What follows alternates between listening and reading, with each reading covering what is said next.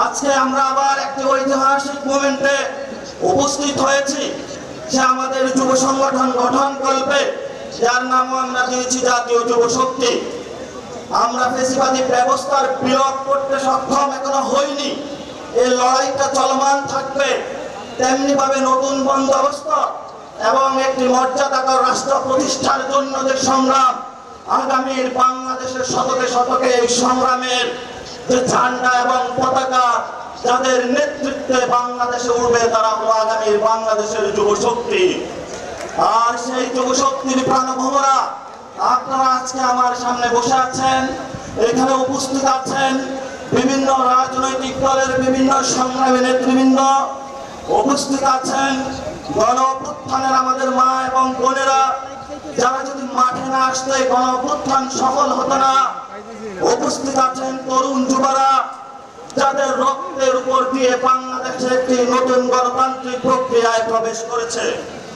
আমরা গত 3 মাস জাতীয় নাগরিক পার্টি প্রকাশের পর থেকে 64 জেলায় যোগাযোগ করেছিলাম কিভাবে ঐতিহাসিকদের ধরার জন্য বাংলাদেশের যে যুব সংগঠনগুলো রয়েছে, ছাত্র সংগঠনগুলো রয়েছে, সেই ফ্যাসিবাদী থেকে কায়দা থেকে বের হয়ে নতুন একটি পদ্ধতির মাধ্যমে, নতুন একটি সিস্টেমের মাধ্যমে, নতুন একটি বন্দোবস্তের মাধ্যমে কিভাবে বাংলাদেশের যে আপমর যুব গোষ্ঠী রয়েছে তাদের জন্য কাজ করা যায়, সেজন্য সেই প্রক্রিয়া শুরু করি।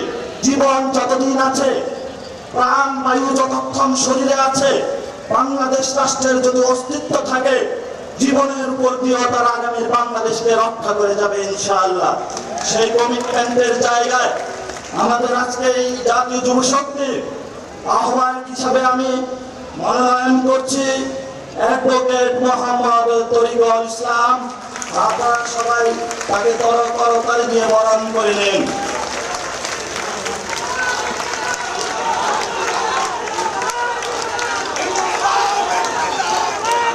আমি সদস্য সচিব হিসাবে মনোনয়ন করছি ডাক্তার জাহিদুল ইসলাম, সদস্য সচিব হিসাবে ডাক্তার জাহিদুল ইসলাম, মুখ্য সংগঠক হিসাবে ইঞ্জিনিয়ার ফরহাদ সাহেল, মুখ্য সংগঠক হিসাবে ইঞ্জিনিয়ার ফরহাদ সাহেল।